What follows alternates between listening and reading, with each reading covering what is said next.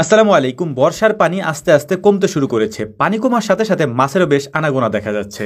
গত বছর আমরা যে জায়গায় কচু লাগিয়েছিলাম ওই জায়গাটাতে মূলত পানি জমে থাকে বর্ষার সময়, এ কারণেই ওখানে কচু লাগিয়েছিলাম আমরা। এখন যেহেতু পানি কমে যাচ্ছে তাই আমরা আগে থেকে একটা প্ল্যান করে রেখেছিলাম আমাদের কচু ক্ষেতের মধ্যে যে পানি আছে এই পানির মধ্যে বেশ কিছু মাছ রয়েছে, এই মাছগুলিকে আমরা আগে থেকে আটকে দিব যাতে করে মাছগুলি বের হতে না পারে এবং পরবর্তীতে এই মাছগুলিকে যাতে আমরা ধরতে পারি। তো যেই চিন্তা সেই কাজ, সজীব মামা আর আমি চলে এসেছি আমাদের ওই কচু ক্ষেতের এখানে। আমাদের যা যা লাগবে সমস্ত কিছু আমরা নিয়ে এসেছি। এখন এই জায়গাটাকে আমরা বাদ দিয়ে আটকে দেব। এখানে মূলত আমরা নেট দিয়ে আটকে দেব যাতে করে মাছগুলি না যেতে আসতে পারে। পানি টানার সাথে সাথে নেটের মধ্যে দিয়ে পানিটা যেন বের হয়ে যায়। তো প্রথমে আমাদেরকে যে কাজটা করতে হবে সেটা হচ্ছে যে জায়গা দিয়ে আমরা নেটটা টানাবো ওই জায়গাটাকে সুন্দর করে পরিষ্কার করতে হবে, অর্থাৎ নিচে যদি কোনো ময়লা আবর্জনা থাকে সেটাকে পরিষ্কার করে তারপর ওখানে নেট পাতিয়ে দিতে হবে আমাদেরকে। আলহামদুলিল্লাহ পরিষ্কার করার কাজটা আমাদের হয়ে গিয়েছে। এখন আমরা যে কাজটা করব সেটা হচ্ছে এই জায়গাগুলির মধ্যে আমরা বাঁশের কিছু খুঁটি গেড়ে দেবো, যে খুঁটির সাথে আমরা আমাদের নেটটাকে টেনে বাঁধতে পারি। বাঁশগুলি গেড়ে দেওয়ার পর আমরা নেটটা টানিয়ে নেব। এখানে সুন্দর করে নেটটাকে টানিয়ে নিয়ে তারপর বাঁধতে হবে, কারণ সুন্দর করে যদি আমরা না বাঁধি তাহলে এটা খুলে যেতে পারে। আমরা একটু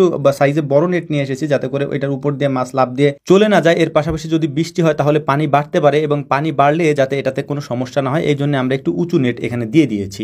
এখানে হয়তো আহামরি তেমন কোনো মাছ থাকবে না বা হবে না, তারপরে এবার আমরা দেখার চেষ্টা করব যে এখানে মাছ থাকে কিনা। অর্থাৎ এভাবে যদি মাছ থাকে পরবর্তীতে আমরা এই টাইমে এখানে মাছ ছেড়ে দিতে পারি বা এখানে যে কয়েকদিন পর্যন্ত পানি থাকে ওই কয়েকদিন এখানে আমরা মাছ চাষও করতে পারি। তো যাই হোক আলহামদুলিল্লাহ দেখতে দেখতে আমাদের নেটটা টানানো হয়ে গিয়েছে। এখন এই নেটের নিচে অর্থাৎ পানির নিচে আমরা মাটি দিয়ে দিব যাতে করে এখান দিয়ে মাছ যাতায়াত করতে না পারে, মানে ফাঁকা না থাকে। তো সে কাজটাও আমরা করে নিচ্ছিলাম। এই কাজগুলি করার পর আমাদের আরেকটা কাজ এখানে করতে হবে, সেটা হচ্ছে যে যেহেতু আমরা কচুর এই খেতে আসছি এখান থেকে আমাদের লতিগুলি উঠিয়ে নিয়ে যেতে হবে। বেশ কয়েকদিন যাবত আমরা এখান থেকে লতি উঠাতে আসি না, কারণ যেহেতু পানি হয়ে গিয়েছে তাই পানির মধ্যে নেমে এই লতিগুলিকে আমাদেরকে উঠাতে হয়। এর পাশাপাশি আজকে আমরা কিছু কচু এখান থেকে নিয়ে যাব। আলহামদুলিল্লাহ কচুগুলি বেশ বড় হয়েছে, মানে খাওয়ার উপযুক্ত হয়েছে, তাই আমরা বেশ কয়েকটা কচু আজকে উঠাই নিয়ে যাব। এগুলা খেতে বেশ সুস্বাদু এবং এতে গলা ধরে না, অর্থাৎ গলার মধ্যে চুলকানি হয় না, এবং এই যে কচুর লতিগুলি আছে এগুলি খেতে দারুণ সুস্বাদু। প্রতি সপ্তাহে যদি লতিগুলি উঠানো হয় তাহলে অনেক লতি এখান থেকে উঠানো যায়, আর যদি আমরা না উঠাই সেক্ষেত্রে লতিগুলি নষ্ট হয়ে যায় বা এগুলো হচ্ছে যে কচুর যে গাছ হয় এই গাছের মতো হয়ে যায় আর কি। তো কচুর লতিগুলি উঠানোর পর আমরা বেশ কয়েকটা বড় বড় সাইজের কচু উঠিয়ে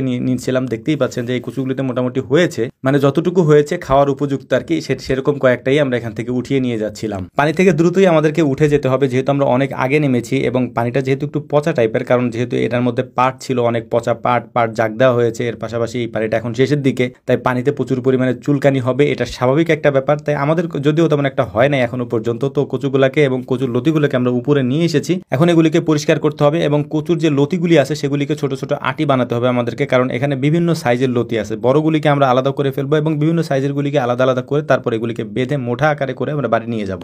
আজকে আবারও একটা গুরুত্বপূর্ণ কথা আপনাদেরকে বলে দিচ্ছি, সেটা হচ্ছে যে আমাদের কমেন্ট বক্সে যে নাম্বারটা দেওয়া থাকে অর্থাৎ ভিডিও